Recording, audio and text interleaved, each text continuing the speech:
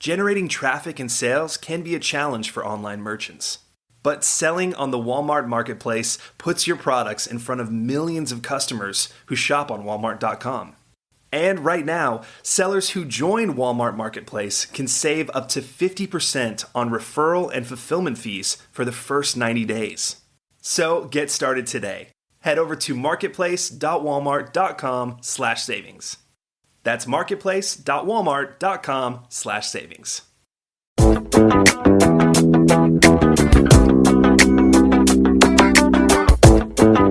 Welcome to E-Commerce Conversations, a weekly podcast focusing on e-commerce topics featuring interviews with prominent people in the e-commerce space.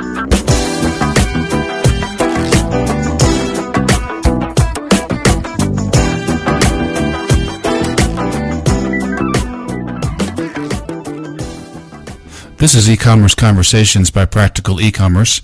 I'm Kerry Murdoch. E-commerce merchants run businesses that can be bought and sold. There's a market for these businesses, and our guest today is an expert in the buying and selling of them. He's Mike Handelsman, General Manager of BizBuySell.com, a leading business for sale marketplace. Well, Mike, thank you for your time today. Sure, happy to be here. Thanks, Kerry. Mike, what are the market conditions to sell an e-commerce business right now? Well, it's still a very challenging market right now. As you know, I'm sure you're aware, and your listeners are aware. Since about mid-2008, it's been a very tough environment for small businesses in general, and that's impacted the market for selling and buying small businesses. So it's been 2009 was a very challenging year. But the market is improving. We've seen a turnaround in the number of businesses for sale and the number of businesses closed that have actually sold in the last few quarters. And the main reason that's happening is because sellers are actually lowering prices to make sure that their expectations for what their business is worth is meeting the expectations of potential buyers. So I think today I would say it's a buyer's market, and it's a market that's been slow but coming back.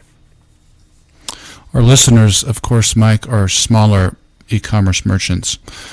Who would likely be a buyer for a smaller e-commerce merchant? And let me give you a scenario. Let's say I have a pure play e-commerce business that grosses, say, $1 million a year in sales. And let's assume I sell cooking supplies in that business. That's a hypothetical scenario. Who would likely be a buyer for my business? Okay. I think there are, based on our website and who visits BizBuySell.com, there are probably two potential buyers. The first would be someone who has recently been laid off or left a corporate job. As you know, I'm sure you're aware, unemployment's still at near record highs. It's hovering around 9 to 11% in most areas. So there are a great many people right now who previously worked in corporate jobs, many of whom have strong technical backgrounds or understanding of e-commerce. And then they also generally have more of a savings nest egg that they can invest in a new business, and often they get some severance that they can invest in a new business. So that's probably one set of potential buyers. And then the other is most likely people who are already owners of small e-commerce businesses, because as you know, e-commerce is a business that's generally very scalable. So if you have a small business owner who's built a successful e-commerce business and understands the fundamentals of customer acquisition and search engine optimization and e-commerce infrastructure, those kind of things, they often look to expand to another category or similar business where they can leverage their talents somewhere else. What are the multiples that you see now under the scenario that I just described, the hypothetical scenario? What are the multiples of cash flow or multiples of revenue that you see e-commerce businesses? Is there a trend there?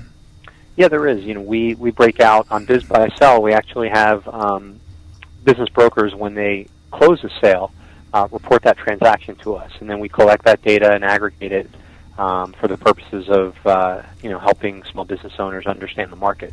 And so in the past 12 months, we had about 140 businesses that were sold on our website that fall into the internet business category in general.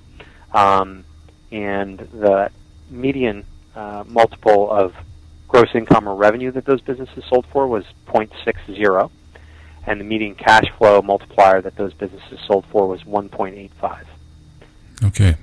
Cash flow roughly being profits, roughly. More or less, yeah. It's also known as seller's discretionary earnings, or the income that comes out of the business that can pay the owner or is retained in the business. Are you seeing, in terms of terms, are you seeing seller financing? Are you seeing lenders? Are there lenders that, in terms of a buyer being interested in acquiring an e-commerce business, is there financing available for something like that? Financing is definitely one of the bigger challenges in the market right now. One of the big reasons the market has not responded to the fact that we have very high unemployment is because while there are a lot of buyers out there, they don't necessarily have access to small business loans to buy a business.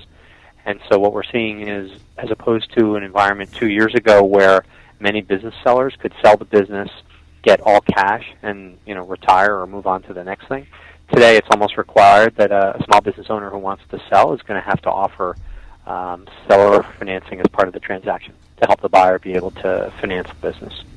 I noticed on your site that you had a category for retail businesses, and you had a category for internet businesses. Would an e-commerce firm, an e-commerce business, which is online retail, would that be in the retail category, or would it be in the internet category? I would, it's up to the seller, to be honest with you, where they want to put it. And in fact, on our website, when you sell, you can choose up to 2 categories to list your business for sale in. For people who are selling, who happen to have online e-commerce businesses, I would recommend that they list it both in the retail area of the website, for example, a specific category of retail that their business would fit in, as well as the internet businesses with a subcategory of wherever it's appropriate, probably in this case, consumer services. Are physical retail stores, do they demand higher prices than pure play online retail stores? Categorically, I don't think I can answer that because so much of a business's valuation is based on the specifics of that business. For example, what's the growth rate, what's the profit margin, things like that. What's the location for a business that has a retail location? But in general, I would say that e-commerce businesses that are obviously online tend to have higher margin structures because they have less capital requirements. So they don't pay rent, usually those kind of things. So I would say in general, if those businesses are running with greater profits and less overhead, then they generally are going to command better prices and better multiples. What does a buyer look for? A buyer who's interested in acquiring an online retail business. What are some of the variables they're looking for with their search? Yeah, well, I would say, let me talk a little bit about what we generally tell buyers they should be looking for, and that's a business that suits their individual skills and that they have the background or talents to add value to, and also that meets their personal income goals. So first of all, I think, if a buyer's interested in, the apparel industry or the automotive industry or some other industry, they should generally look for businesses that are going to excite them and interest them because, as small business owners know, it's a long day and it's a tough job managing your own business. So you want to be excited and very interested in the category that you're working in. Secondly, you need to have some skills that are going to lend themselves to being successful. So if you have someone who has no technical background, it isn't very technically savvy or familiar with the internet or e-commerce, it's probably a stretch to think that they can be successful in the short term buying and operating a small e-commerce company. And then the last element is definitely, personal income goals. So potential buyers need to become familiar with, what are your income aspirations and what are the businesses that throw off a cash flow that's going to meet those personal income goals. For example, if you've been in a corporate world and making $150,000 a year income, and then you go buy a business that only generates $40,000 or $50,000 a year in income or cash flow, that's probably not going to leave you satisfied in terms of the lifestyle that you can lead in the present day compared to what you were leading before. So I think those are the primary factors that buyers should be looking for. The other thing we often tell buyers is that they should, at a minimum, evaluate at least a few businesses that meet their criteria. because they need to, understand the differences between how businesses operate, the owner that they're going to be buying from, how well they can work with that person or feel confidence that they're going to transition well as the new owner of the business, those kind of things. So those are the primary factors that we generally tell buyers to look for. Can you give us some examples, Mike, of businesses of e-commerce businesses that have sold recently without not necessarily naming the name of the business, but could you cite examples of the details of some of those transactions in terms of revenue size, profits, multiples, what type of industry they were in? Sure. As I mentioned, we've had about 140 transactions reported to bizbysell.com over the last 12 months that have closed or actually been sold and reported to us, including the asking price, the selling price, etc. So just over the last few months, since the beginning of 2010, some of the examples are a consumer services B2C business in the state of Washington. That was a niche e-commerce website that had an asking price of $395,000 and sold for $325,000. In March, we had a 10 million unique visitor per month internet content network based in Massachusetts that had an asking price of $900,000 and was apparently sold for $1 million. That was generating about $500,000 of annual revenue and about $250,000 in annual cash flow. We had a easy-to-operate, relocatable dropship e-commerce business based in Minnesota that was on the much smaller end of the scale that was generating about $26,000 a year in revenue and $2,500 a year in cash flow, and that sold for $14,000. So we really run the gamut from very small businesses to much larger businesses.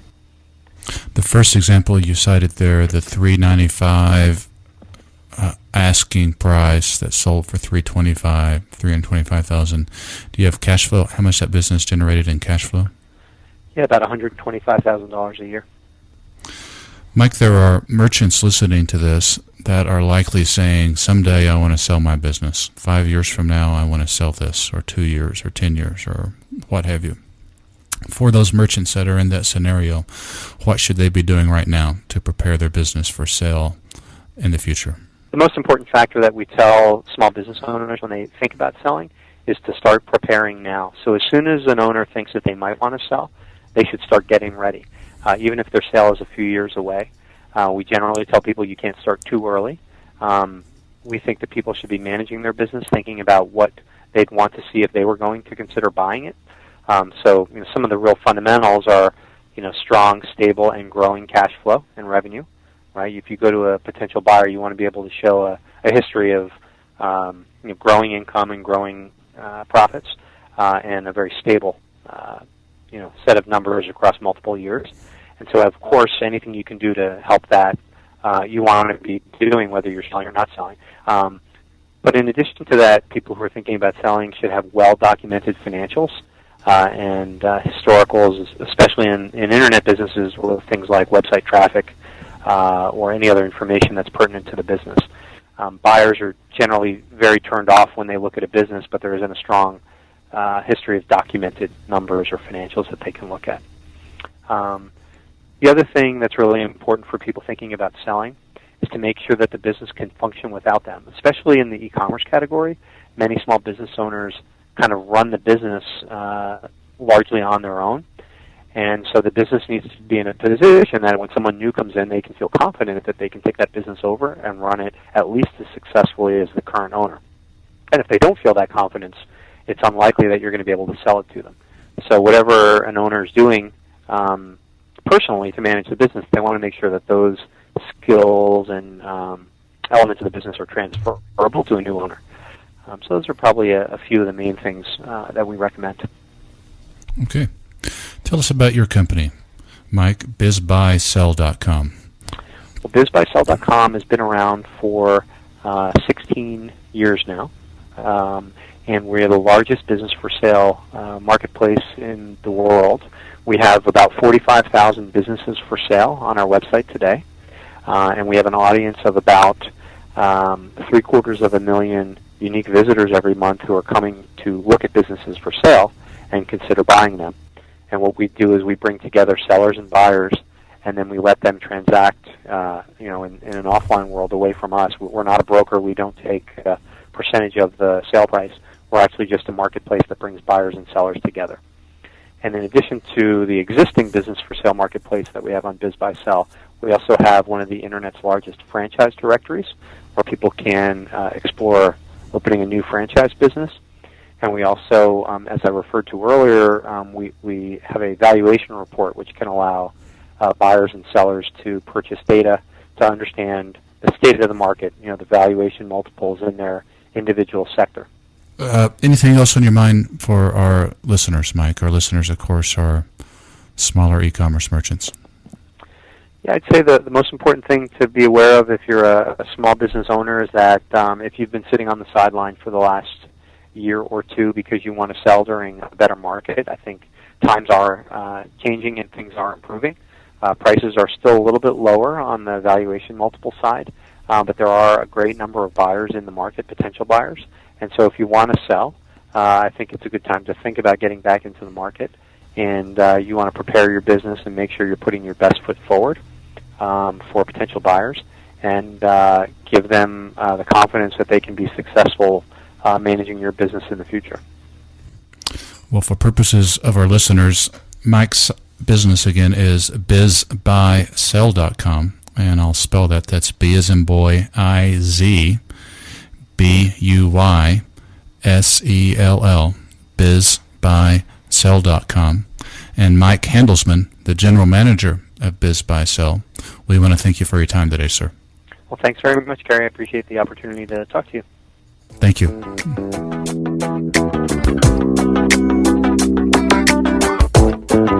That's all the time we have for this week's e-commerce conversation. I hope you enjoyed it. Please tune in next week for another new episode.